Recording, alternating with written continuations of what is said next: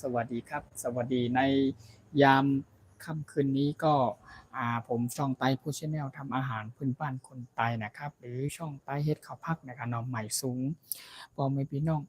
FC ทุกท่านทุกคนรวมถึงพี่น้องคนไต้ชาวไทยใหญ่อากูก็ปานาลุงอากูก็กุกกนเตรียมน้องยิงน้องจ้าจ้ากะกูก็กุกกนเนาะ FC ต่างทิศต่างประเทศต่างถิ่นต่างแดนนะครับรวมถึงพี่น้องทุกภาคส่วนนะครับวันนี้ก็ผมช่องไต้ผู้ชาแนลทำอาหารพื้นบ้านคนไต้นะครับก็ได้มีกับข้าวกับปลาเมนูพื้นบ้านคนไต้ในยามค่ำคืนนี้นะครับเป็นกับข้าวเมนูพื้นบ้านอาหารมื้อดึกนะครับก็เป็นวันนี้ก็ผมจะพา FC พ่อแม่พี่น้องทุกภาคส่วนทุกท่านทุกคนนะครับจะพามาแปลงกับข้าวหรือตำน้ำพริกพื้นบ้านคนไต้นั่นก็คือผมจะพา FC ทุกท่านทุกคนมาตำน้ำพริกปลาทูนะครับตำน้ำพริกปลาทูก็เป็นหลักสูตรเมนูพื้นบ้านพี่น้องคนไต้ชาวไทยใหญ่ของเรานั่นเองนะครับจริงๆน้ำพริกปลาทูมันจะใส่กระบี่มีหลายอย่างหลายสิ่งหลายอย่างนะครับที่จะต้องใส่วัตถุดิบเนาะสำหรับพ่อแม่พี่น้องหรือพี่น้องคนเมืองคนไทยเขาที่เขาชอบทำกินน้ำพริกปลาทูเมี่ยงยำปลาทูอย่างนั้นก็หลักสูตรของพี่น้องคนไทยคนเมืองอีกแบบหนึ่งอันนี้ก็มาในนามแบบเมนูพื้นบ้าน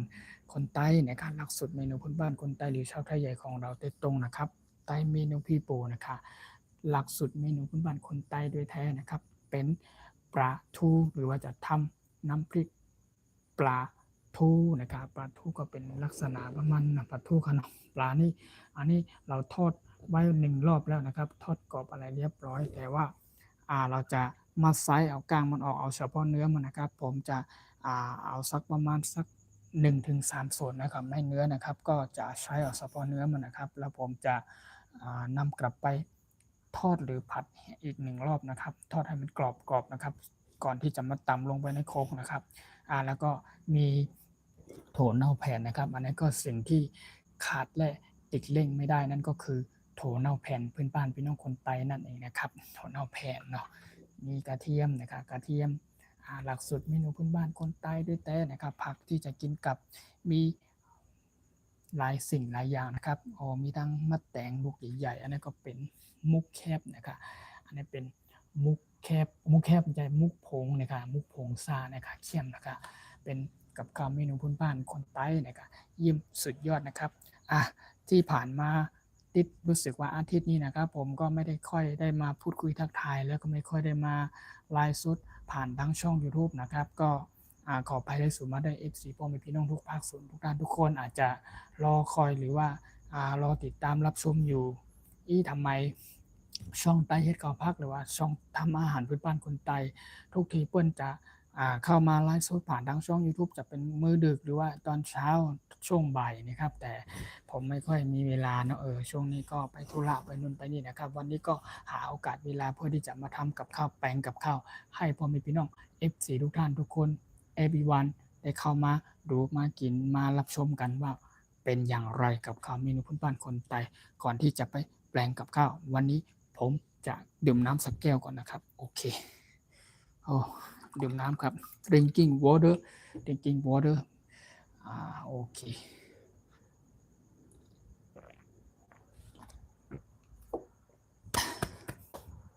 จัดไปผมจะทำ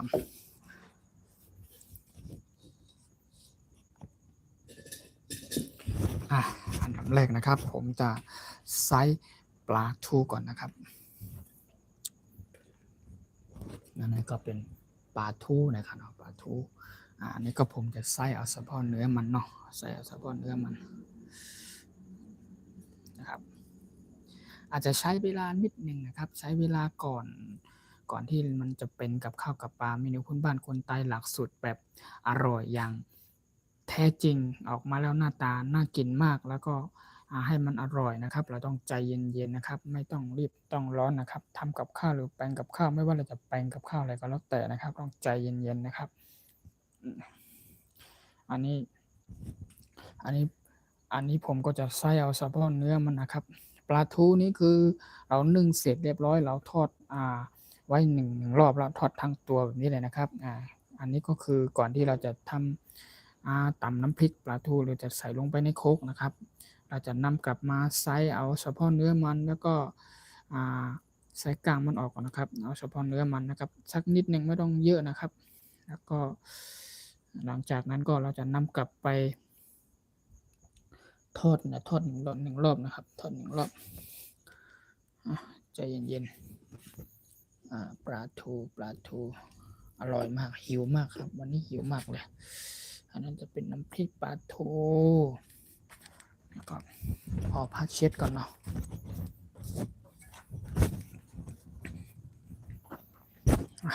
อันนี้ก็ไส้เรียบร้อยนะครับไส้เรียบร้อยโอเคนี่เป็นปลาทูนะครับเราไส้เอาเฉพาะเนื้อมันนะครับสัก1 ตัวครับสัก1 ถึง 3 ส่วนเอาเฉพาะเนื้อมันไส้กลางมันออกก่อนนะครับโอเคหลังจากที่ผมใส่เนื้อปลาทูเรียบร้อยเนาะใส่เรียบร้อยใส่เรียบร้อยเนี่ยแล้วก็ผมก็จะไปทอดถั่วเน่าก่อนทอดถั่วเน่าหรือว่าไปอาจจะไปคั่วพริกก่อนพริกหรือว่ากระเทียมก่อนเนาะหรือกระเทียมก่อนสวัสดีครับสวัสดีขอที่อ่านคอมเมนต์ก่อนทักทายครับสวัสดีครับสวนครับภูมิซีรีครับทักทายครับขอบคุณมากครับขอบคุณจากการคอมเมนต์ครับวันนี้เข้ามาพูดคุยทักทายกันนะครับภาษาพี่น้องคำใต้เรียกว่ามาอุบโอละต่อกันในการเนาะไม่สมบูรณ์ก็ค่ะคาดิไปโคอันนี้ก่อนคาดิโคกระเทียมเนาะโคกระเทียมให้หอมๆก่อนโคกระเทียมก่อนโอเค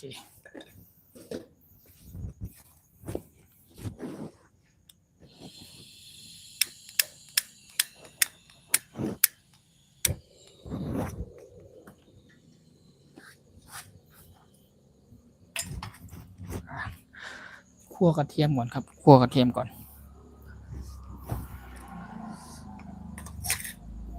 ตอนนี้หิวข้าวขนาดเลยโอ้หิวข้าวมากๆเลยครับลองชิมดูอันนี้ก่อนเนาะอันนี้ก่อนอันนี้เขาเรียกว่ามุกผ่องซานะครับมุกผ่องซา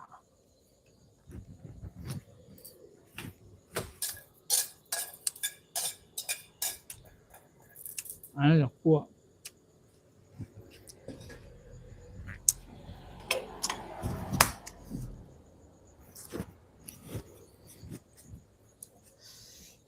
อันนี้เราก็จะคั่วเหมือนกันเนี่ยทอดดีกว่าอันนี้จะทอดให้มันกรอบๆนั่นก็เป็นถั่วเน่าแผ่นนั่นเองนะครับครับสวัสดีครับทักทายครับสวัสดีครับเป็นคนที่ไหนครับเป็นคนเชียงใหม่เจ้าคนเหนือครับจากเชียงใหม่แล้วก็เป็นคนเหนือพี่น้องส่วนชาติเผ่าพี่น้องคนไทยหรือชาวไทยใหญ่นั่นเองนะครับอันนี้ก็มาชักชวนพ่อแม่พี่น้อง FC ไม่ว่าจะมีพี่น้องภาคใต้ภาคเหนือภาคกลางทุกภาคส่วนนะครับโดยเฉพาะพี่น้องภาคอีสานของเรานะครับแล้วก็รวมถึงพี่น้องต่างชาติต่างถิ่นต่างแดนนะครับผมวันนี้ช่องไต้ผู้ชแนลทำอาหารพื้นบ้านคนใต้นะครับมาชักชวนพ่อแม่พี่น้องมาทำกับข้าวแปลงกับข้าวเป็นเมนูพื้นบ้านคนไทยหลักสุดเมนูพื้นบ้านคนไทยนะครับอาหารพี่น้องพื้นบ้านคนไทยใหญ่นั่นเองนะครับไทยใหญ่หรือว่าพี่น้องคนไทยก็คือคนเดียวกันนะครับโอเคอันนี้ผมจะคั่วกระเทียมนี่เนาะคั่วกระเทียมนี่ให้มันออกหอมๆสุกๆก่อนนะครับเดี๋ยวรอสักครู่นะครับใช้เวลาหน่อยนะครับแปลงกับข้าวในแต่ละอย่างหรือว่าแต่ละมื้อนะครับก็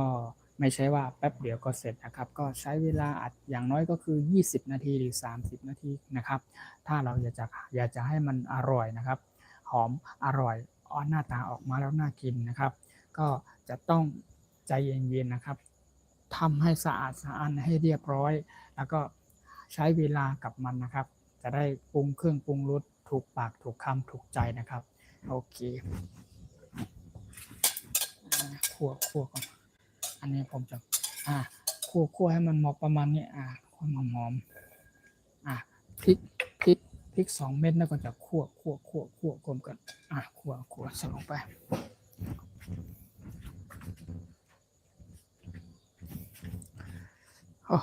หิวมากๆครับน้ำพริกยังไม่เสร็จกินเมนูนี่รอก่อน เมนูที่ผมว่านี่ก็คือเป็นหลักสูตรเมนูพื้นบ้านคนไทยเหมือนกันอันนี้ก็เป็นมุกพองซาเป็นมุกพงซาภาษาพี่น้องคนไทยคนเมืองผมไม่แน่ใจพี่น้องคนไทยชาวไทยใหญ่ของเราจะเรียกว่า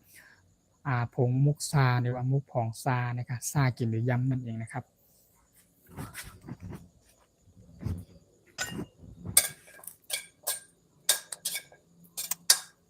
หอมมันหอมเลยครับทั้งพริกทั้งกระเทียมนะครับหอม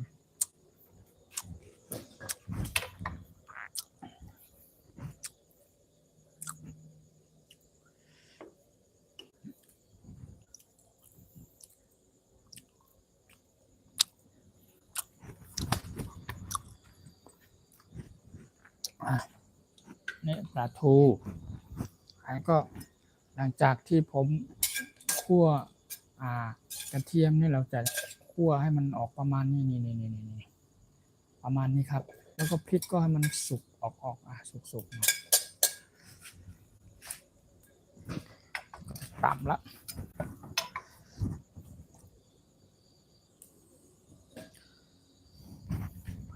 คั่วก่อนคั่วเสร็จเรียบร้อยแป๊บหนึ่งอันนี้คั่วประมาณนี้ครับพ่อแม่พี่น้องโอเคก็เสร็จเรียบร้อยอันนี้ก่อนนะครับแล้วก็ผมจะไปทอดถั่วเน่าแผ่นนะครับทอดถั่วเน่าแผ่นนะครับเพื่อที่จะให้มันกรอบให้มันหอมสุกแล้วนำกลับมาตำในโคกนะครับถั่วเน่าโอเคใส่น้ำมันนิดนึง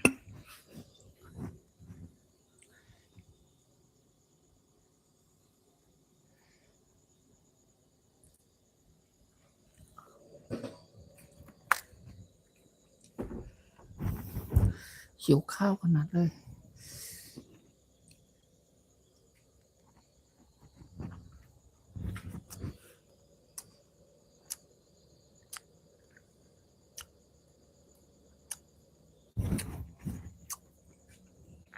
รอแป๊บนะครับ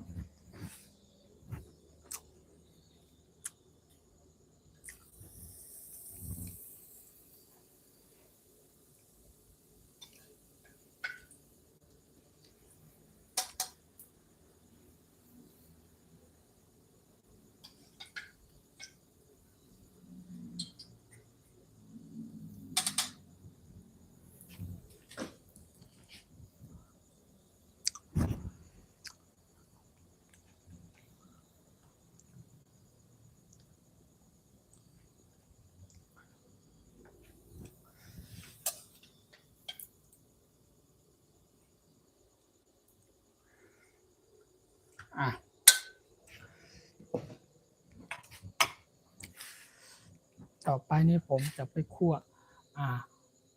หรือผัดนะครับทอดปลาอีกนิดหนึ่งปลาทูให้มันกรอบๆนะครับ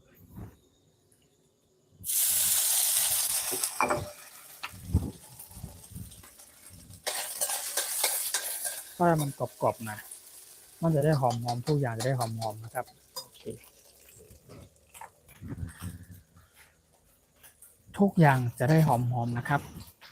ทุกอย่างจะได้หอม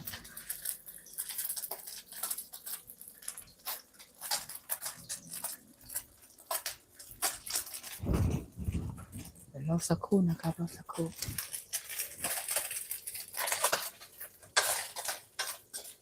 โอเคให้มันกรอบหอมแบบนี้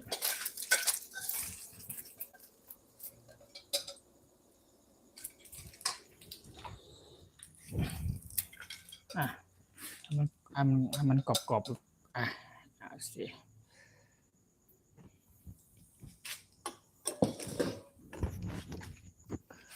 จากนั้นผมก็ตามถั่วเน่าก่อน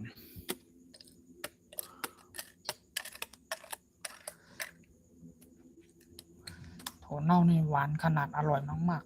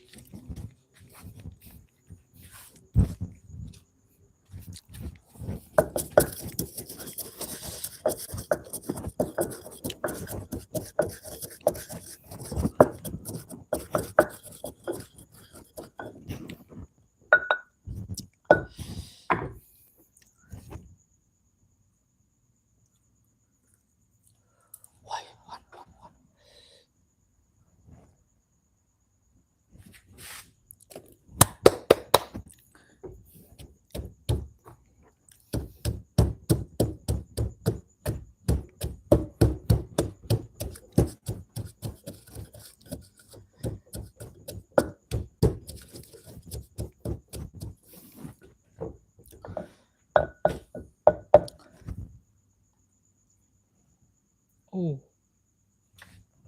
นิดหน่อย2 เม็ด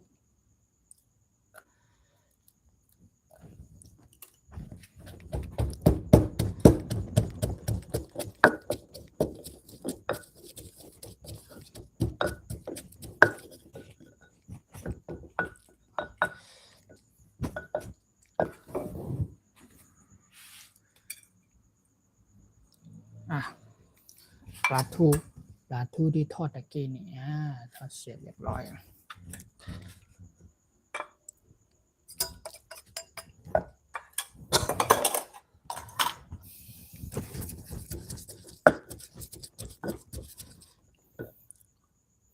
โอ้หอมกุจอก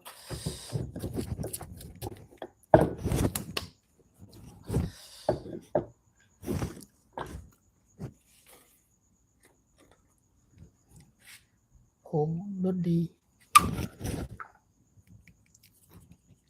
อุ้ยอันนี้เพิ่มผงถั่วเน่ามาได้ผงถั่วเน่าเพิ่มอีกนิดนึงเมื่อกี้ผงรสดีด้วยแล้วก็ผงถั่วเน่าอีกนิดนึงอันนี้รสดี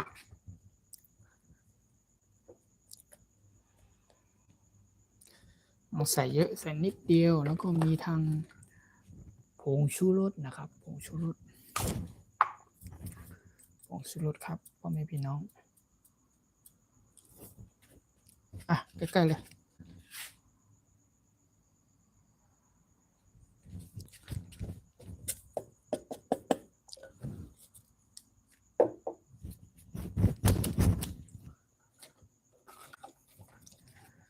เกลือป่น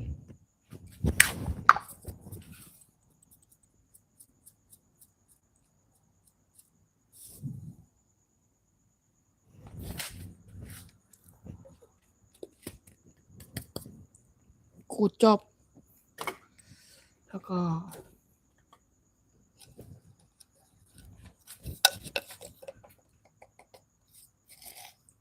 น้ำตาลทรายแดงนิดหนึ่ง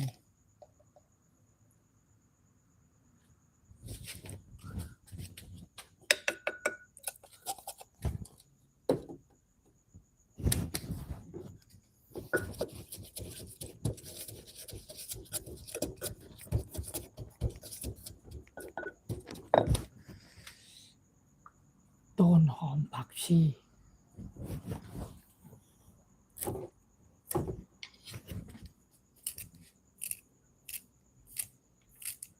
หิวข้าวขนาด I'm so hungry โอ้หิวมากๆเลยตอนนี้ตาม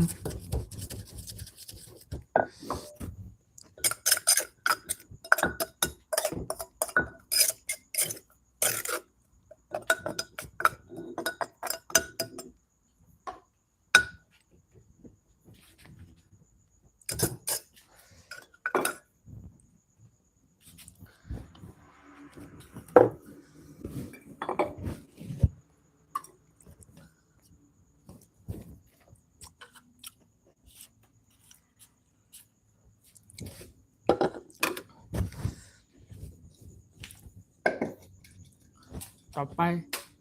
ต้มน้ำก่อน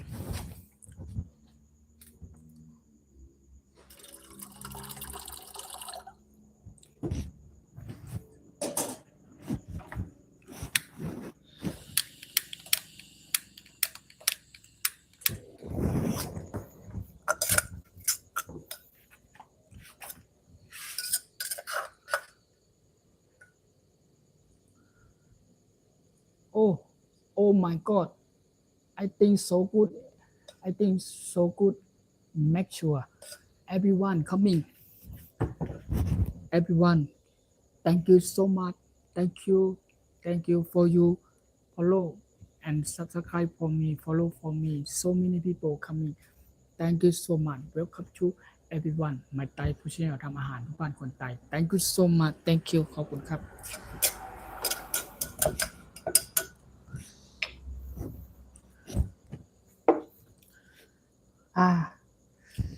ลืมอะไรเนี่ยต้องลืมอะไรสักอย่างอ๋อใส่น้ำอย่างเดียว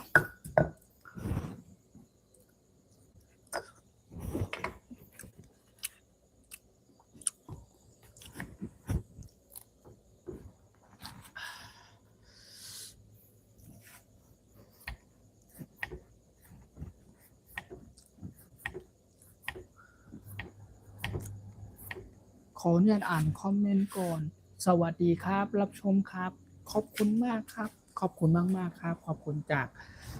พ่อแม่พี่น้องทุกท่านทุกคนนะครับ thank you so much everyone thank you my FC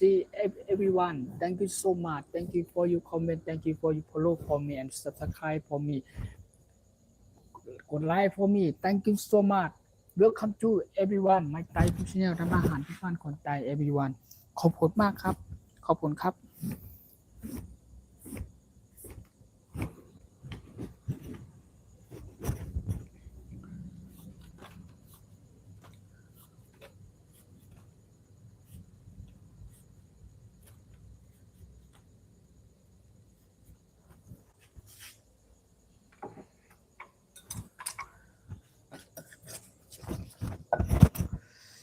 โอ้ย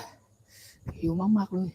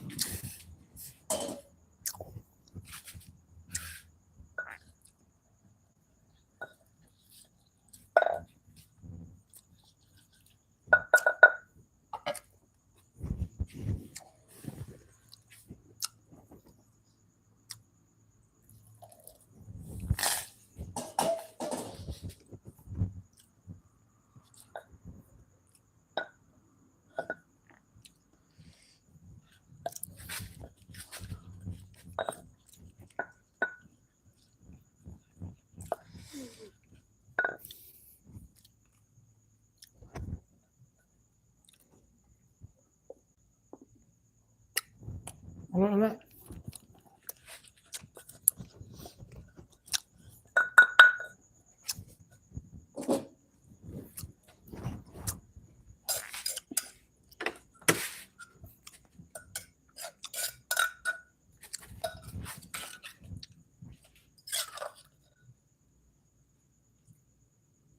โอ้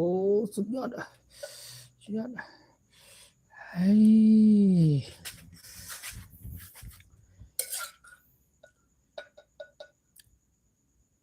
โอ้อีกาน้ำพริกปลาทูนี่ปลาทูพื้นบ้านพี่น้องคนไทยหรือชาวไทยใหญ่อร่อยแน่นอน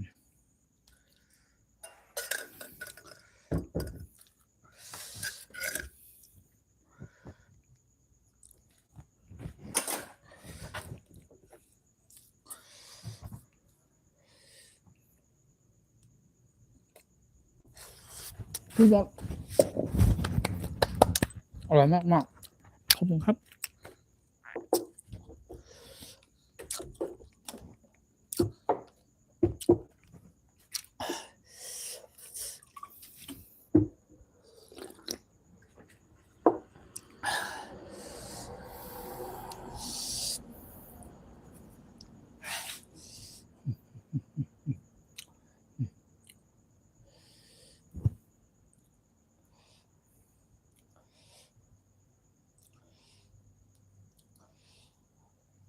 โอ้กูดจ็อบ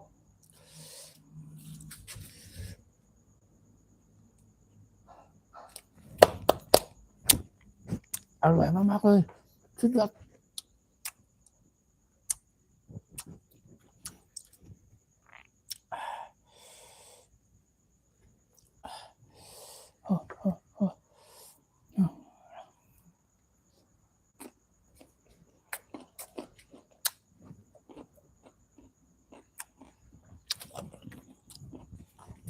อร่อยไปใจ so good so good so good welcome to everyone my Thai food channel ทำอาหารพื้นบ้านคนไต้ welcome to everyone thank you so much thank you โอ้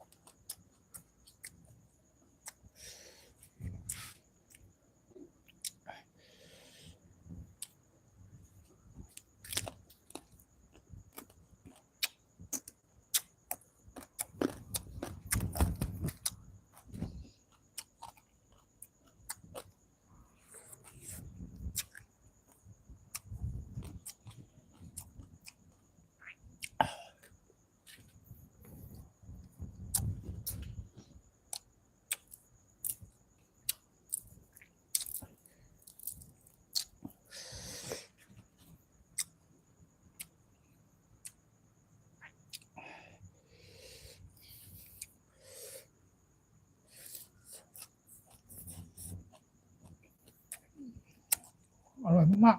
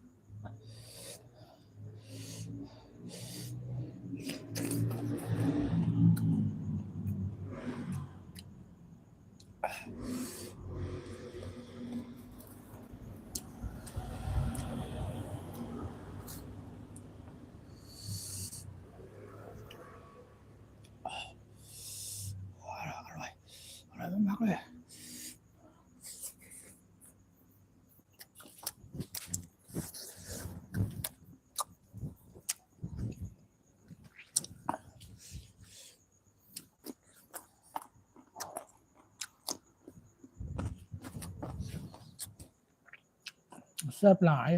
ครับขอบคุณครับสวัสดีครับอร่อยจริงๆสุดยอดกูดโซกูดเลยไปจัดไปพ่อแม่พี่น้องมาครับมากินด้วยกันสุดยอดน้ำพริก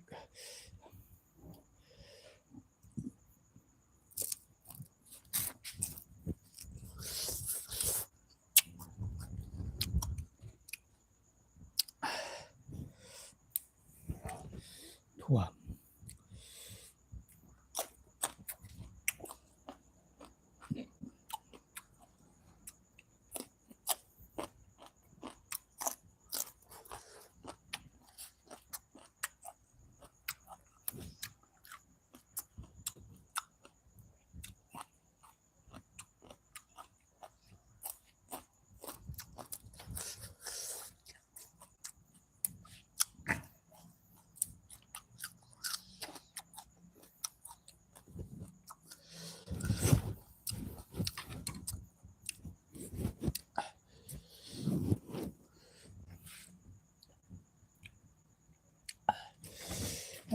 ใกล้เลยใกล้เลยครับ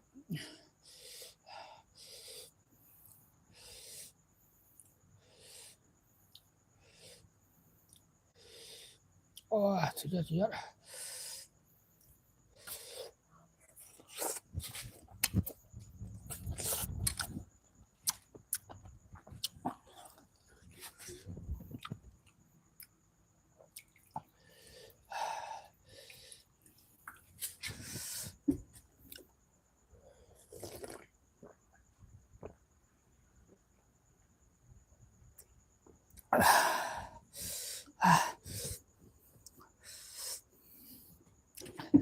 Thank you so much. Thank you everyone. Thank you so much. Thank you for you follow for me and subscribe share for me. Thank you. So many people coming. Welcome to my Thai Food Channel ทำอาหารพื้นบ้านคนไทย Thank you so much. Thank you. ขอบคุณมากครับขอบคุณมากครับทำไมกินดึกจังทำไมกินดึกจังอร่อยหิวนะครับเพราะว่าหิวแล้วก็อร่อยนะครับก็อยากจะมาแบบในยามค่ำคืนมื้อดึกบ้างนะครับสำหรับพ่อแม่พี่น้อง FC ที่ยังไม่หลับที่ยังไม่นอนกันนะครับที่ยังอยู่เป็นเพื่อนเป็นกำลังใจกันอยู่นะครับก็อยากจะมาพูดคุยทักทายในยามค่ำคืนมื้อดึกนั่นเองครับแล้วก็อยากให้ FC ทุกท่านทุกคนได้มาเห็นกับปลาเมนูพื้นบ้านคนไทยหลักสูตรเมนูพื้นบ้านคนไทยตำน้ำพริกปลาทูหลักสูตรเมนูพื้นบ้านคนไทยนั่นเองนะครับขอบคุณมากครับขอบคุณครับเยอะมาแต่งจัดไปเลยมาแต่ง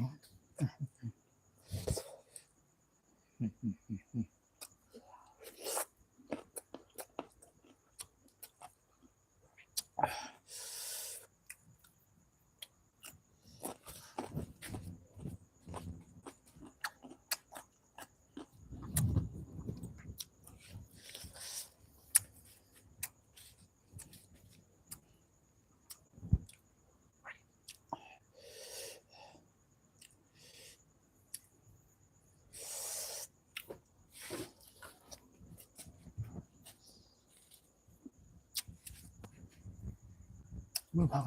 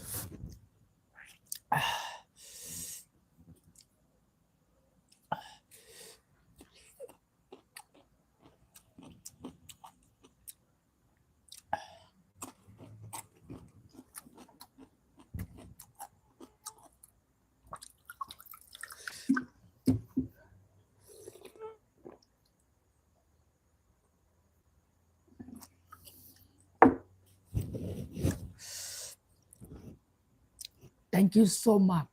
thank you everyone thank you my FC everyone thank you for your comment thank you for your follow for me so many people coming follow for me thank you so much thank you very much ขอบคุณครับ Welcome to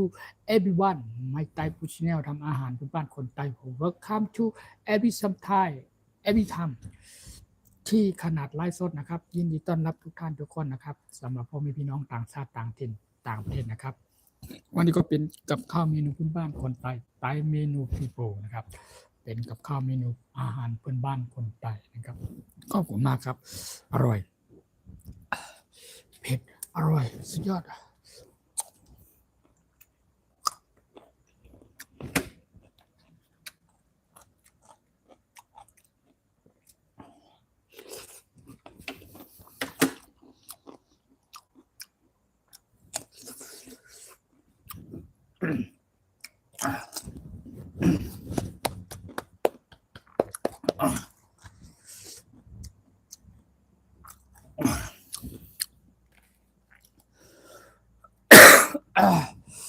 สุดยอดดูใกล้ๆทีเนาะใกล้ๆทีเนาะ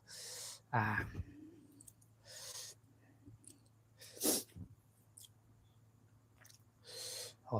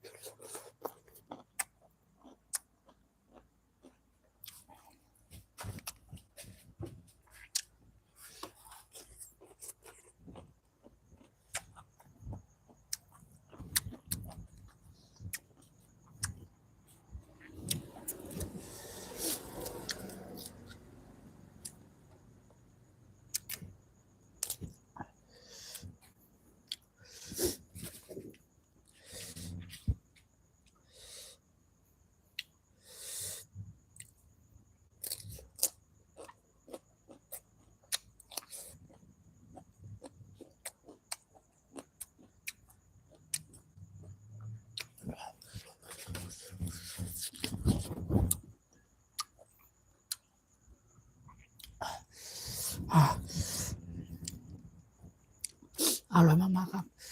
หวานเปรี้ยวใจสุดยอด so good เผ็ดก็เผ็ดหอม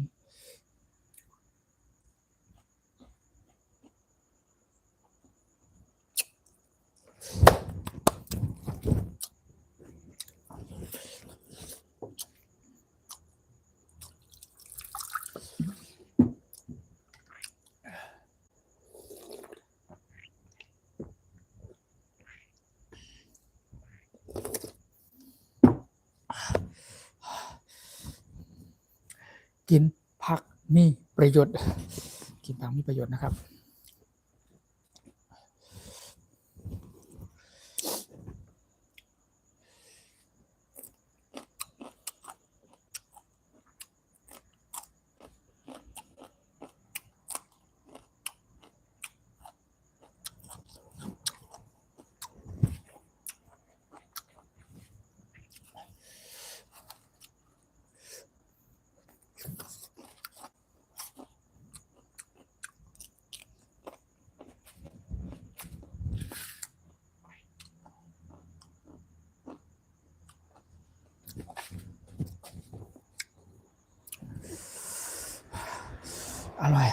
อร่อยสุดยอดเผ็ดก็เผ็ด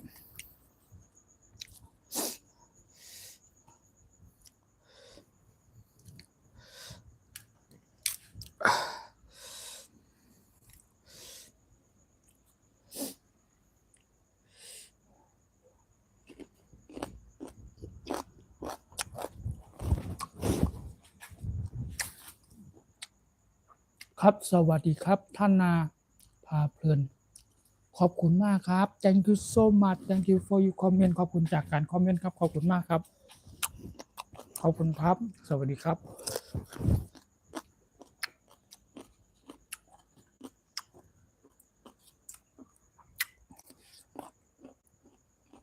ครับทักทายครับสวัสดีครับ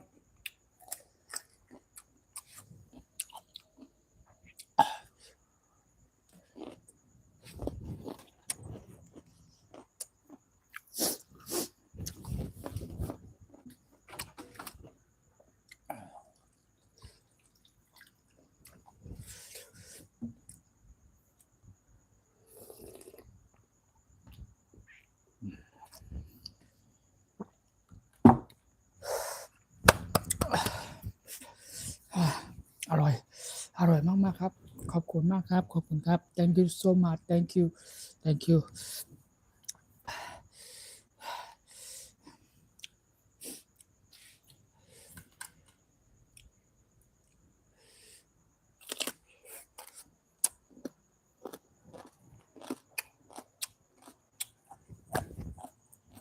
ขอบคุณครับ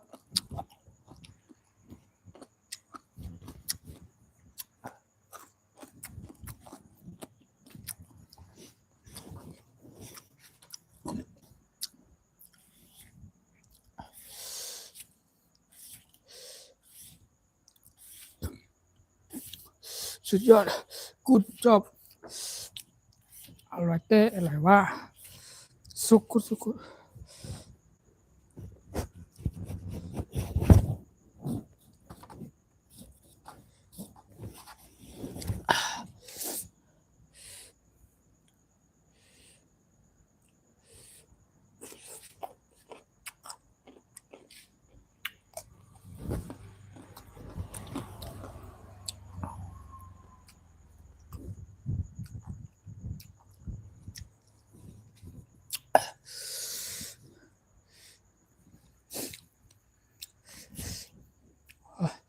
น้ำก็จะหมดข้าวก็จะหมดละเป็ดก็เป็ดสุดยอดน้ำ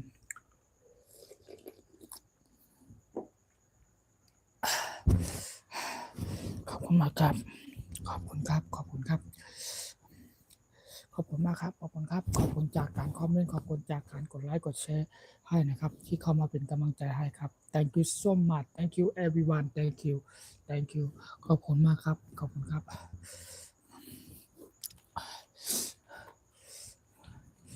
ปันเปใจสุดยอด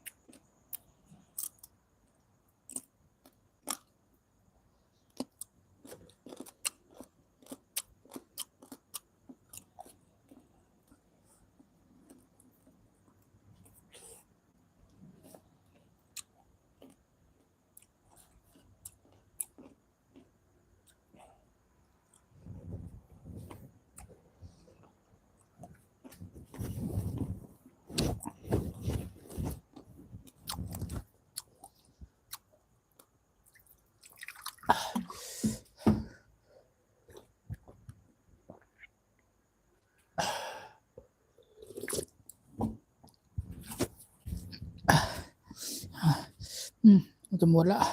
ไม่ไหวแล้วอร่อยมากๆเผ็ดก็เผ็ดอร่อยก็อร่อยนะครับโอ้สุดยอดสุดยอดกูจบโซกุดเลยอร่อยไปใจเนี่ยมาแตงนี่แตงหมดเป็นลูกละโอ้สุดยอดเนี่ยมะเขือพวงโอ้นี่มะเขือลูกมะเขือลูกเนี่ยสุดยอดถั่วละลายถั่วนี่ก็สุดยอดนั่นมีชู มีชูก็คือลาบชูนั่นเองนะครับอ่าอ่าสุดยอดทำไมมุกสุดยอดหวานไปใจ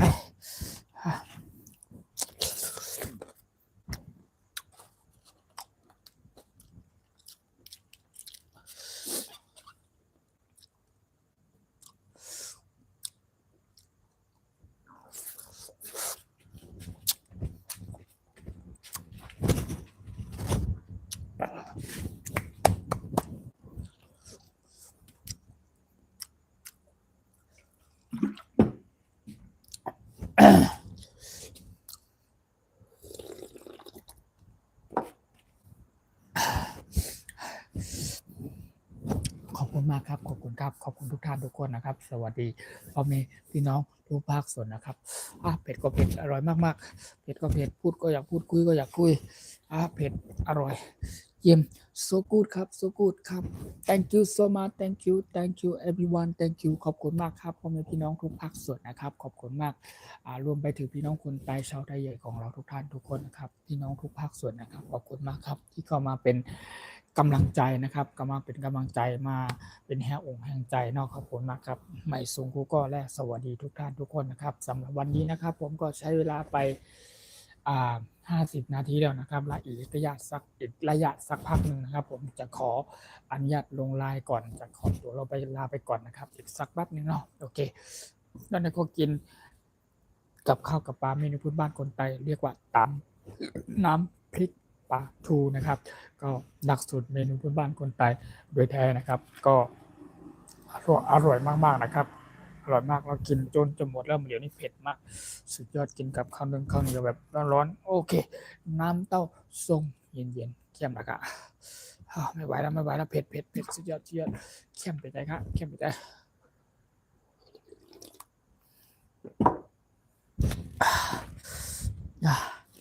โอเค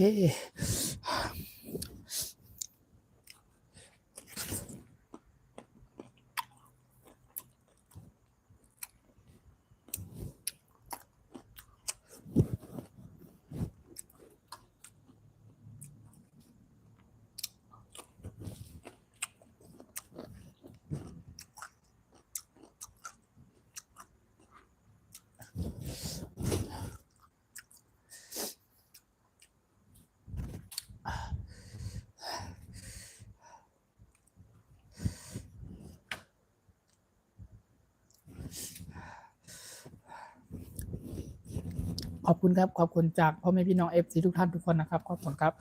โอเคเรามานั่งคุยกันสักแป๊บหนึ่งผมก็จะขออนุญาตลงไลน์แล้วนะครับโอเคสำหรับวันนี้นะครับกับข้าวเมนูพื้นบ้านคนไทยมื้อนี้นะครับก็อร่อยมากนะครับแล้วก็ขอบคุณจากพ่อแม่พี่น้อง FC ทุกท่านทุกคนที่เข้ามาทักทายคุยกันผ่านทางช่อง YouTube ของผมช่องไต้ผู้ที่แนวทำอาหารพื้นบ้านคนไทยนะครับไม่ว่าจะเป็นอาหารกับข้าวเมนูพื้นบ้านจะเป็นมื้อดึกมื้อเช้ามื้อเที่ยงมื้ออะไรก็แล้วแต่นะครับก็ขอบคุณมากจาก FC ทุกท่านทุกคนที่เข้ามาเป็นแรงอกแรงใจเป็นกำลังใจทุกๆครั้งที่ผมได้มาไลฟ์สดผ่านทางช่อง YouTube นะครับช่องใต้เฮ็ดข่าวพักนะครับพี่น้องคนไทยหรือชาวไทยใหญ่ของเราเรียกว่าช่องใต้เฮ็ดข่าวพักหรือว่าช่องใต้ผู้ที่แนวทำอาหารพื้นบ้านคนไทยนั่นเองนะครับก็ขอบคุณมากจากพ่อแม่พี่น้อง FC ทุกภาคส่วนรวมถึงพี่น้องต่างชาติต่างถิ่นต่างแดนต่างประเทศด้วยนะครับรวมถึงพี่น้องต่างชาติ Thank you so much Thank you everyone Thank you for your comment Thank you for your follow for me Thank you very much Thank you ขอบคุณมากครับสำหรับวันนี้นะครับโอเคจะหาโอกาสเวลาวันถัดไปหรืออาทิตย์ถัดไปนะครับก็ค่อยมาพูดคุยทักทายกันใหม่นะครับก็สำหรับวันนี้ก็ขอบคุณมากครับที่เข้ามาติดตามรับชมเป็นกำลังใจให้นะครับขอบคุณมากครับ Thank you so much Thank you ไว้ค่อยมากลับมาพูดคุยทักทายกันใหม่อีกครั้งนอนในวันถัดไปหรือว่าวันอาจจะเป็นอาทิตย์หน้าอย่างนี้ประมาณนี้นะครับผมช่วงนี้ผมไม่ค่อยได้มาแบบไลฟ์สดบ่อยๆนะครับอาจจะเป็นอาทิตย์ละ2 ครั้งหรืออาทิตย์ละครั้งนะครับผม พอดีมีธุระติดธุระไปนู่นไปนี่นะครับก็สำหรับพ่อแม่พี่น้อง FC ต่างชาติต่างถิ่นต่างแดนต่างประเทศทุกท่านทุกคนที่อาจจะรอคอยอยู่ว่าไอ้น้องทำอาหารพื้นบ้านคนไทยนะครับเป็นช่องไทยผู้ชี้แนะทำอาหารพื้นบ้านคนไทยแล้วก็เปิ้ลหายไปไหนเปิ้ลไม่ค่อยได้มาบ่อยๆช่วงนี้หนังในประมาณนี้นะครับก็อาจจะมี FC หลายๆท่านหลายๆคนทักทายถามเข้ามาอยู่นะครับหรือว่ารอคอยรอติดตามรับชมอยู่นะครับก็ถ้าถึงแม้ว่าผมไม่ได้มาไลฟ์สดผ่านทางช่อง YouTube แบบนี้บ่อยๆนะครับก็อาจจะมีคลิปหรือวิดีโอนะครับที่ผมได้ทำกับข้าวเมนูพื้นบ้านคนไทยนะครับส่วนหลักสูตรเมนูพื้นบ้านคนไทยหรือวิธีการทำต่างๆนะครับผมอาจจะตัดเป็นคลิปหรือวิดีโอเดี๋ยวอัปโหลดลงไปบนช่อง YouTube นะครับก็สามารถเข้ามาติดตามรับชมเป็นวิดีโอก็ได้ครับแบบแนวนอนเนาะหรือว่าเป็นวิดีโอแบบแนวตั้งนะครับก็ความยาวน่าจะประมาณ20-30หรือว่า45 นาทีนะครับประมาณนี้ครับเป็นวิดีโอที่ผมได้อัปโหลดลงไปไว้หรือ FC หลายๆท่านที่หรือว่าอาจจะผ่านไปวัน2วันหรือว่าถัดไปอาทิตย์หนึ่งผมไม่ค่อยได้มาไลฟ์บ่อยคิดถึงกันอยากดูคลิปอยากเห็นวิดีโอต่างๆในช่องใต้ผู้ชี้แนะทำอาหารพื้นบ้านคนไทยก็สามารถเข้ามาดูย้อนหลังให้ได้นะครับสงสัยอย่างไรอยากถามเกี่ยวกับหลักสูตรเมนูพื้นบ้านคนไทยหรือกับข้าวเมนูพื้นบ้านคนไทยอย่างไรก็คือสามารถคอมเมนต์ฝากคอมเมนต์ไว้ใต้คลิปนั้นๆได้เลยนะครับถ้าผมว่างผมมีเวลาผมจะเข้าไปอ่านและตอบคอมเมนต์ของพี่น้อง FC ทุกท่านทุกคนนะครับขอบคุณมากขอบคุณจากการติดตามรับชมเข้ามาทุกท่านทุกคนนะครับ everyone thank you so much thank you ขอบคุณมากครับสำหรับวันนี้คืนนี้ก็มี FC หลายๆท่านเนาะก็ขอบคุณจากการติดตามและรับชมณตอนนี้ครับก็เป็นอยู่ที่52ท่านหรือว่าจะมี70ท่าน90ท่าน100กว่าท่านหรือว่า117ท่าน120ท่านนะครับที่ขึ้นที่คือเข้ามารับชมติดตามพร้อมกันแล้วก็เป็นกำลังใจให้ผมในช่องใต้ผู้ชี้แนะทำอาหารพื้นบ้านคนไทยผมขอบคุณมากๆนะครับขอบคุณมากๆแล้วก็ยินดีต้อนรับทุกๆครั้งทุกๆเวลาทุกๆครั้งที่ผมได้มาไลฟ์สดผ่านทางช่อง YouTube นะครับก็ยินดีต้อนรับ FC ทุกท่านทุกคนนะครับรวมถึงพี่น้องต่างชาติก็คือ Welcome to everyone my Thai Food Channel ทำอาหารพื้นบ้านคนไทย everyone thank you ขอบคุณมากครับขอบคุณมากคิดถึงทุกท่านเป็นห่วงทุกท่านนะครับแล้วก็คิดถึงทุกท่านทุกคนนะครับ FC ผู้เป็นที่รักของช่องผมช่องใต้ผู้ชี้แนะทำอาหารพื้นบ้านคนไทยนะครับรักทุกคนห่วงทุกคนนะครับคิดถึงทุกท่านทุกคนนะครับ I love you my FC everyone thank you so much thank you my FC everyone thank you thank you everyone follow for me thank you so much thank you ขอบคุณมากครับขอบคุณจากพ่อแม่พี่น้องต่างชาติต่างถิ่นต่างประเทศด้วยนะครับโอเคสำหรับวันนี้ก็ตอนนี้ก็เวลาเท่าไหร่ตอนนี้ก็คือเที่ยง57นาทีนะครับตอนนี้ก็ใช้เวลาไป57นาทีแล้วนะครับตั้งแต่เที่ยงนะครับโอเค I think maybe start ไลฟ์สดเนาะประมาณ about 12 is now time 15 minutes นะครับโอเค maybe 1 a.m. only 1 a.m. only นะครับผมจะขออนุญาตลงไลน์ได้ขอตัวลาไปก่อนนะครับตีหนึ่งนะครับน่าจะไม่เกินตีหนึ่งนะครับก็จะขออนุญาตลงไลน์นะครับ FC ทุกท่านทุกคนนะครับขอบคุณมากจากการคอมเมนต์เข้ามานะครับจากการคอมเมนต์เข้ามาติดตามรับชมเข้ามาเป็นกำลังใจให้ผมนะครับขอบคุณมากครับสำหรับช่องใต้ผู้ชี้แนะทำอาหารพื้นบ้านคนไทยก็จะมีเมนูหลากหลายรูปแบบนะครับวันถัดไปหรือว่าอาทิตย์ถัดไปครับผมจะหาโอกาสเวลาเพื่อที่จะทำกับข้าวเมนูพื้นบ้านคนไทยนะครับทำเป็นคลิปหรือวิดีโอหรือว่ามานั่งพูดคุยทักทายผ่านทางช่อง YouTube ของช่องใต้ผู้ชี้แนะทำอาหารพื้นบ้านคนไทยอย่างทุกๆครั้งที่ผมได้ไลฟ์สดแบบนี้นะครับผมจะหาหลักสูตรเมนูพื้นบ้านคนไทยหลายๆอย่างหลากหลายเมนูนะครับก็ค่อนข้างมีหลากหลายรูปแบบนะครับก็สิ่งที่จะต้องเตรียมสิ่งที่จะต้องทำมีหลายอย่างมีเยอะแยะมากมายนะครับกับสูตรเมนูบ้านคนใต้นะครับก็สามารถเข้ามาติดตามรับชมเป็นกำลังใจให้ผมด้วยนะครับทุกท่านทุกคนนะครับขอบคุณมากสำหรับคืนนี้ก็เรียกว่ามีความสุขและเป็นกับข้าวอาหารเมนูที่เลือดเฟอร์เขาเรียกเลือดเลอเฟอร์เฟกสำหรับ ทำอาหารพื้นบ้านคนไทยเลิศเลอเฟอร์เฟกสำหรับเมนูพื้นบ้านคนไทยเท่านั้นเองนะครับแต่ไม่ใช่ขนาดแบบว่าต้องดูลาขนาดนั้นนะครับเป็นหลักสูตรเมนูพื้นบ้านคนไทยกินผักเยอะๆมีประโยชน์นะครับกินผักให้เยอะๆนะครับกินผักผลไม้กินผักต้มผักลวกนะครับผักสดต่างๆนะครับก็กินแล้วมีประโยชน์ต่อร่างกายเราและสุขภาพของเราแล้วก็ระบบขับถ่ายของเราอย่างเช่นอันนี้นะครับเป็นมะเขือพวงก็เป็นหมากแห้งพี่น้องคนใต้ชาวไทยใหญ่ของเราจะเรียกว่าหมากแห้งจ้างนะครับพี่น้องคนไทยคนเมืองจะเรียกว่ามะเขือพวงนั่นเองนะครับมะเขือพวงนั่นเองนะครับอันนี้ก็เราคำไตจะเรียกว่า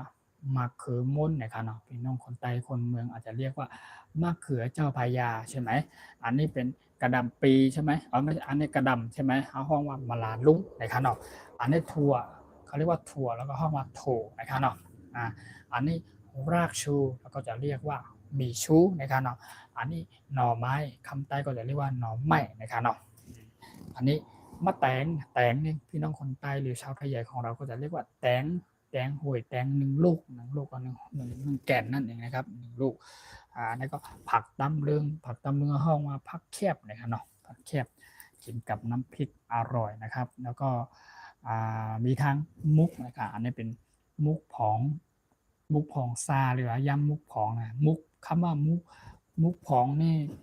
ไม่แน่ใจว่าพี่น้องคนไทยคนเมืองเรียกว่าอะไรผมก็ไม่แน่ใจนะครับก็ไปเลยสืบมาด้วยอันนี้ที่ผมไม่สามารถที่ไป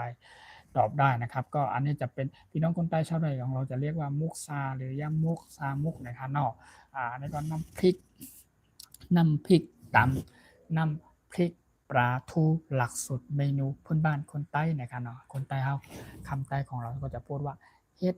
ตำน้ำพริกปลาทูค่าเมื่อได้ขึ้นได้มากินจ้อมกันค่ะกูก็แปลว่าวันนี้ตำน้ำพริกปลาทูนะครับพ่อแม่พี่น้องFCทุกท่านทุกคนมากินด้วยกันนะครับโอเคก่อนที่ผมจะขออนุญาตลงลายวางขอตัวลาไปก่อนนะครับผมก็จะมากล่าวทักทายเป็นภาษาพี่น้องคนใต้เราด้วยนะครับคำใต้ของเราคือขออภัยด้วยสูงมากด้วยนะครับบางคำหรือว่าผมอาจจะพูดแล้วอธิบายไม่ค่อยชัดถ้อยชัดคำหรือว่าไม่ค่อยได้ละเอียดขนาดนั้นนะครับหรือว่าพูดไม่ค่อยชัดนะครับก็ขออภัยเรื่องสูงมากด้วยนะครับหรือว่าผมไม่ได้อธิบายแบบเต็มรูปแบบนะครับก็ผมอาจจะพูดผสมผสานกันลงไปคำภาษาใต้ด้วยภาษาไทยด้วยนะครับก็สำหรับภาษาอังกฤษเราก็ไม่สามารถที่จะอธิบายได้รายละเอียดขนาดนั้นนะครับก็พออธิบายได้การกล่าวลาคำขอบคุณเท่านั้นเองนะครับสำหรับพี่น้อง FC ต่างชาติต่างถิ่นต่างประเทศก็ขอบคุณมากแล้วก็ขอบคุณจากใจจริงๆครับที่เข้ามาเป็นแรงอกแรงใจเป็นกำลังใจด้วยสำหรับพี่น้องต่างชาติเนาะ thank you so much thank you everyone thank you โอเคขอบคุณมากทุกท่านทุกคนนะครับก็วันนี้ก็มีกับข้าวเมนูพื้นบ้านคนใต้นะครับเนาะเขาก็หวานนะคะเคี่ยมนะคะมันก็เป็นข้าวผักคนใต้นะครับเป็นน้ำพริกปลาทูเดี๋ยวหลักสุดเมนูพื้นบ้านคนใต้ของเฮานะครับมาให้ข้าวก็ช่องใต้เฮ็ดข้าวผักข้าวก็เลยมาเฮ็ดเป็นกับข้าวกับปลาเมนูพื้นบ้านคนใต้ตอนตาปอมีพี่น้อง FC กูก็ปลาหน้าลุงน้องยิงลุงใจกูก็พี่น้องคนใต้ชาวไทยใหญ่เฮากูก็ค่ะเนาะเขามาปันแห้งข้าวก็ยินจมขอบใจเย็นน้ำค่ะโอเคครับอันนี้ก็ผมกล่าวทักทายพูดคุยทักทายเป็นภาษาพี่น้องคนใต้ชาวไทยของเรานั่นเองนะครับโอเคยินจมขอบใจอย่างน้ำค่ะกูก็ค่ะยินจมค่ะที่เข้ามาปันแห้งค่ะใหม่ส่งกูก็ค่ะก็แปลว่าขอบคุณมากๆครับทุกท่านทุกคนที่เข้ามาเป็นกำลังใจให้แล้วก็ขอบคุณมากครับขอบคุณมากๆครับสำหรับวันนี้กับข้าวเมนูพื้นบ้านคนใต้อร่อยมากๆนะครับยินจมกูก็กูโกนแปลว่าขอบคุณทุกท่านทุกคนนะครับพ่อแม่พี่น้องทุกภาคส่วนนะครับโอเคครับวันนี้ก็ผมจะขอตัวลาไปก่อนนะครับจะขออนุญาตลงไลน์ก่อนนะครับตอนนี้ก็เป็นเวลา 1:00 นนะครับก็คิดทุกท่านทุกคนอาจจะง่วงนอนกันแล้วนะครับโอเค thank you so much thank you everyone thank you for tonight I'm so happy I think so many people sleeping now okay I come to see you again my FC everyone I come to see you again okay next day or next week เนาะวันถัดไปหรือว่าอาทิตย์ถัดไปนะครับโอเค I come to see you again everyone thank you so much thank you bye bye everyone thank you so much thank you bye bye บายบายขอบคุณมากนะขอบคุณจากการคอมเมนต์นะสำหรับพี่น้องต่างชาติต่างประเทศต่างถิ่นต่างแดนนะครับ thank you for you comment thank you for you follow for me thank you for you subscribe and share for me thank you ขอบคุณมากครับ everyone welcome to everyone My Thai Food Channel ทำอาหารทุกบ้านคนไทย every sometime สำหรับทุกครั้งที่ผมได้มาไลฟ์สดผ่านทางช่อง YouTube นะครับก็ขอบคุณมากยินดีต้อนรับเข้าสู่ช่องไต้ผู้ช่วยทำอาหารปันคนไทยทุกท่านทุกคนสำหรับพี่น้องต่างชาติครับวันนี้ก็อร่อยมากๆกับข้าวเมนูพื้นบ้านคนไทยเรียกว่า My Thai Food Channel My Thai Food Channel My Something Food Thai Food Channel ทำอาหารพื้นบ้านคนไทยไต้เมนูพี่โปเรียกว่าตำน้ำพริกตำน้ำพริกปลาทูโอเคน้ำพริกปลาทูตำน้ำพริกปลาทูหลักสุดเมนูพื้นบ้านคนใต้นะครับขอบคุณมากขอบคุณจาก FC ทุกท่านทุกคนนะครับบายบายกูก้นข้างนอกใหม่ซึ่งกูก็ค้าไว้มาพูดคุยทักทายกันใหม่ในวันถัดไปเนาะอาจจะเป็นเมื่อพุกเมื่อฮื้อนะครับเนาะเมื่อพุกเป็นภาษาคำใต้กับเมื่อพุกแปลว่าพรุ่งนี้นะครับเมื่อฮื้อก็แปลว่าวันฮื้อนะครับวันต่อไปวันตั้งหน้าก็เรียกว่าวันต่อไปนะครับอาทิตย์หน้าก็ห้องว่าตั้งหน้าแทงหนึ่งวิกนะครับเนาะคำไต้ของพี่น้องคนไทยชาวไทยของเรานั่นนะครับโอเคแล้วก็กล่าวอำลาพูดคุยทักทายกันนะครับก็เป็นเวลาตีหนึ่งนะครับตอนนี้ก็เป็นเวลาตีหนึ่ง5 นาทีเดียวนะครับโอเค Thank you so much everyone so now 1 a.m. 5 minutes already ครับโอเค I come to see you again my FC everyone thank you so much love you everyone I miss you everyone meet you every day คิดถึงทุกท่านทุกคนรักทุกท่านทุกคนนะครับพ่อแม่พี่น้อง FC ทุกท่านทุกคนนะครับที่เข้ามาเป็นแห่งอกแห่งใจในช่องใต้นะครับขอบคุณมากขอบคุณจากการคอมเมนต์เข้ามาขอบคุณมากครับเรียวมีมือถือโอเคขอบคุณพ่อแม่พี่น้อง FC ที่เพิ่งเข้ามาทักทายเข้ามาครับที่เข้ามาเป็นกำลังใจให้เนาะโอเคขอบคุณมากเข้ามาแล้วก็เป็นแห่งอกแห่งใจกดไลค์กดแชร์กดติดตามรับชมให้ผมด้วยนะครับเพื่อเป็นกำลังใจในการทำคลิปทำช่องของทำอาหารพื้นบ้านคนไทยต่อไปนะครับขอบคุณมากขอบคุณทั้ง20ตั้งแต่1ท่านถึง5ท่าน10ท่านจนถึง100กว่าท่านเมื่อกี้ที่ผ่านมาเนาะขอบคุณมากที่เข้ามาเป็นแห่งอกแห่งใจเป็นกำลังใจให้กันนะครับขอบคุณนะโอเคดื่มน้ำสักแก้วโอเคดื่มน้ำสักแก้วก่อนนะครับก่อนที่จะขออนุญาตขอตัวลาไปก่อนนะครับขอบคุณมากครับ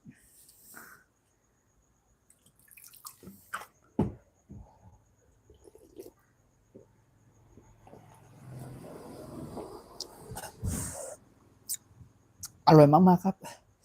อร่อยจริงๆน้ำพริกปลาทูนะครับไม่ต้องใส่กะปินะครับไม่ใช่น้ำพริกกะปินะครับเป็นน้ำพริกปลาทูนะครับเป็นใช้ปลาทูแต่ว่าเป็นหลักสูตรเมนูพื้นบ้านคนไทยนะครับอร่อยสุดยอดเยี่ยมเลย so good โอเคขอบคุณมากครับต่างๆวันมาได้พอแม่พี่น้องไทยกูก็ FC ทุกท่านทุกคนรวมถึงพี่น้องต่างประเทศต่างถิ่นต่างแดนนะครับขอบคุณมากที่เข้ามาติดตามรับชมเป็นกำลังใจให้นะครับสำหรับวันนี้ก็ผมจะขออนุญาตลงไลน์ก่อนนะครับขออนุญาตหรือว่าขอตัวลาไปก่อนนะครับยังอยู่32ท่านอยู่37ท่านขอบคุณมากครับขอบคุณครับที่ยังคิดถึงการที่ยังเข้ามาเป็นแห่งอกแห่งใจเป็นกำลังใจกันนะครับขอบคุณมากครับขอบคุณมากๆเลยครับโอเคสำหรับพ่อแม่พี่น้องทุกท่านนะครับที่เข้ามาเป็นแห่งอกแห่งใจครับสำหรับวันนี้กับข้าวเมนูพื้นบ้านคนใต้นะครับที่พามากินมารับชมกันผ่านทางช่อง YouTube ของช่องใต้ฟู้ดชาแนลทำอาหารพื้นบ้านคนใต้นะครับขอบคุณมากที่เข้ามาเป็นแห่งอกแห่งใจเนาะใหม่สูงกูก็ข้าวใหม่สูงกูก็ใหม่สูงข้าวใหม่สูงฝากเป็นแห่งอกแห่งใจ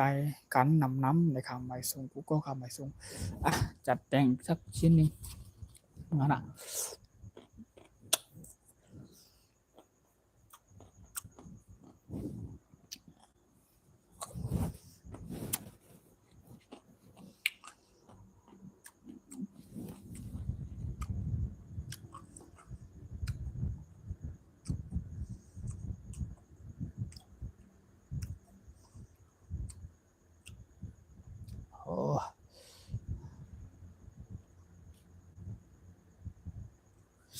อ่าขอบคุณมากครับขอบคุณครับที่ยังอยู่25ท่านที่ยังเป็นแฮโอแห่งใจกันอยู่ขอบคุณมากครับขอบคุณครับน้ำมาเป็นน้ำก่อนน้ำจะหมดขวดแล้วจะหมดแล้วก็บอกน้ำเนี่ยโอ้สุดยอดที่ยอด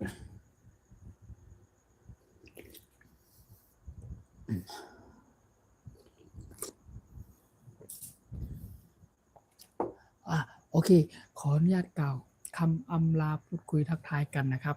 สำหรับวันนี้นะครับขอบคุณมากคิดถึงทุกท่านที่คิดถึงทุกท่านทุกคนเป็นห่วงทุกท่านทุกคนนะครับโอเคสำหรับวันนี้นะครับขอบคุณมากครับฝากความคิดถึงและความห่วงใยพ่อแม่พี่น้องนะครับที่อยู่ตามสเก็บชายแดนนะครับหรือว่าพ่อแม่พี่น้องพี่ๆทหารน้องๆทหารหรือว่าพ่อแม่พี่น้องที่อยู่ตามจังหวัดอื่นๆนะครับที่อุทกเกี่ยวกับภัยวิบัติน้ำท่วมนะครับก็เป็นห่วงฝากความคิดถึงและเป็นห่วงความห่วงใยนะครับในฐานะที่ผมเป็นพี่น้องคนไทยชาวไทยใหญ่คนหนึ่งผมก็เป็นคนที่รักและห่วงใยคิดถึงพ่อแม่พี่น้องไม่ว่าจะเป็นพี่น้องคนเมืองก็ดีคนไทยก็ดีพี่ๆน้องๆทุกท่านทุกคนที่เป็นอยู่ตามจังหวัดอื่นๆนะครับตามแนวชายแดนหรือว่าทหารทุกท่านทุกคนนะครับขอเป็นกำลังใจให้แล้วก็ฝากความคิดถึงและเป็นห่วงใยทุกท่านทุกคนนะครับช่วงนี้ก็ดูแลสุขภาพกันนะครับพ่อแม่พี่น้องทุกท่านทุกคนนะครับไม่ว่าจะเป็นการเดินทางไปสู่ไปมาไหนก็แล้วแต่นะครับให้มีความระมัดระวังและก็เป็นห่วงและคิดถึงนะครับให้ความห่วงใยคิดถึงทุกท่านทุกคนขอให้ทุกท่านทุกคนมีความสุขนะครับขอให้ทุกท่านทุกคนปลอดภัยในการเดินทางขอให้ทุกท่านทุกคนปลอดภัยในครั้งนี้ที่เกี่ยวกับน้ำท่วมน้ำป่าอะไรที่ทางได้ข่าวได้ดูข่าวติดตามข่าวประจำทางอำเภอแม่แจ่มนะครับตอนนี้ก็ได้ประสบภัยน้ำท่วมนะครับพ่อแม่พี่น้องหลายท่านนะครับหลังคาเรือนนะครับนับเป็นร้อยเป็นพันก็ที่เกี่ยวกับน้ำท่วมนะครับที่ประสบภัยน้ำท่วมนะครับก็เป็นห่วงทุกท่านทุกคนเลยคิดถึงทุกท่านทุกคนนะครับขอให้ทุกท่านทุกคนปลอดภัยนะครับแล้วก็สุขภาพแข็งแรงกันนะครับผมเป็นห่วงนะครับคิดถึงทุกท่านทุกคนนะครับไม่ว่าจะเป็นเกี่ยวกับพ่อแม่พี่น้องที่เกี่ยวกับน้ำท่วมน้ำป่าที่โดนประสบเขาเรียกว่าอะไรประสบภัยน้ำท่วมหรือว่าพี่ๆทหารหรือน้องๆทหารนะครับทหารของเราทุกท่านทุกคนนะครับก็ฝากความห่วงใยและคิดถึงกันนะครับเป็นห่วงทุกท่านทุกคนนะครับผมได้มากล่าวทักทายพูดคุยในทางช่อง YouTube หรือว่าได้ทำอาหารกับข้าวพื้นบ้านคนไทยให้เอฟซีทุกท่านทุกคนมาดูแล้วไม่พอนะครับก็จะขอส่งท้ายก่อนที่ผมจะขออนุญาตลงไลน์นะครับหรือว่าขออนุญาตลงไลน์ไปก่อนในลาไปก่อนในค่ำคืนนี้ก็ฝากความคิดถึงห่วงใยทุกท่านทุกคนนะครับเป็นห่วงทุกท่านรักทุกท่านคิดถึงทุกท่านนะครับขอให้ทุกคนมีความสุขกันขอให้ทุกคนปลอดภัยกันไม่ว่าจะไปอยู่ที่ไหนเดินทางไปไหนมาไหนนะครับก็ไม่ว่าจะเจออะไรสิ่งไหนก็แล้วแต่ขอให้มีพระคุณพระเจ้าคุ้มครองนะครับสิ่งศักดิ์สิทธิ์คุ้มครองปกป้องรักษาทุกท่านทุกคนนะครับพระคุ้มครองทุกท่านไม่ว่าจะเป็นหญิงเกาหลีชายเกาหลีทุกท่านทุกคนนะครับอยู่ภาคไหนส่วนไหนแห่งไหนก็แล้วแต่นะครับที่อยู่ในบนแผ่นดินไทยของเรานะครับก็ขอให้มีความสุขและขอให้ปลอดภัยกันทุกท่านขอให้ดูแลสุขภาพกันนะครับมีความสุขกันทุกท่านทุกคนนะครับเป็นห่วงทุกคนรักทุกคนคิดถึงทุกท่านทุกคนนะครับในฐานะผมถึงพี่น้องคนไทยชาวไทยใหญ่หนึ่งคนนะครับก็รักพี่น้องคนไทยคนเมืองรักพี่น้องทุกท่านทุกภาคส่วนนะครับเป็นห่วงทุกคนนะครับคิดถึงมากนะครับแล้วก็ขอบคุณจาก FC ไม่ว่าจะเป็นพี่น้องคนไทยคนเมืองพี่น้องต่างชาติต่างถิ่นต่างประเทศนะครับโดยเฉพาะพี่น้องคนไทยชาวไทยใหญ่ของเราก็เช่นกันนะครับก็ขอบคุณมากนะที่เข้ามาติดตามรับชมเป็นกำลังใจให้นะครับผมก็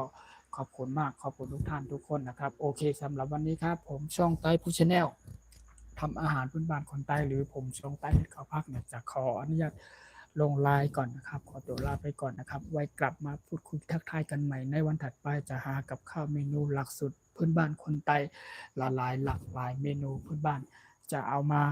พูดคุยทักทายกันแล้วมาให้ FC ทุกท่านทุกคนได้เห็นกันหรือว่าทำเป็นคลิปหรือวิดีโอ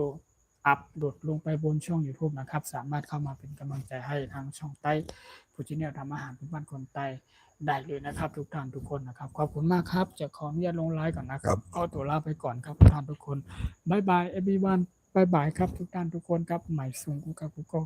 ขออนุญาตลงไลน์ก่อนนะครับใหม่สูงค่ะใหม่สูงใหม่สูงค่ะไว้มาพูดคุยทักทายกันใหม่นอกใหม่สูงกับกูก็กูก้นใหม่สูงขอบคุณมากนะขอบคุณมากที่เข้ามาทักทายพูดคุยนะครับโอเคอันนี้ก็ thank you so much thank you everyone thank you for your comment thank you for your comment new เนาะเพิ่งเข้ามาใหม่ just come for you comment new for me thank you so much thank you ขอบคุณมากครับขอบคุณครับจากการคอมเมนต์เพิ่งคอมเมนต์เข้ามาเป็นกำลังใจให้ผมขอบคุณมากครับโอเคbye bye everyone I come to see you again see you next day โอเค bye bye everyone ขอบคุณมากครับขอบคุณทุกท่านทุกคนนะครับใหม่สูงก็ค่ะใหม่สูง bye bye บายบายเดี๋ยวขอเนี่ยลงไลน์ก่อนนะครับขอเนี่ยลงไลน์ก่อนไม่สูงก็คำไม่สูงกับไม่สูงนี่โอเคไม่สูงกูก็คำไม่สูงที่คำว่าเป็นแห้งคำไม่สูงเนาะโอเคขอเนี่ยลงไลน์ก่อนนะครับบายบายทุกท่านทุกคนบายบายครับไม่สูงกูก็คำไม่สูงโอเคไว้มาพูดคุยทักทายกันใหม่เนาะไม่ส่งกาโอ้มีเอฟซียังอยู่เป็นเพื่อนเป็นกำลังใจกันอยู่ก็ขอบคุณมากครับขอบคุณที่ยังอยู่เป็นกำลังใจกันอยู่นะครับทุกท่านทุกคนนะครับขอบคุณมากโอเคขอเนี่ยลงไลน์ก่อนนะครับโอเคบายบายeveryone บายบาย thank you so much thank you บายบายขอบคุณมากครับโอเค see you again see you next day I come to see you again my FC everyone thank you bye bye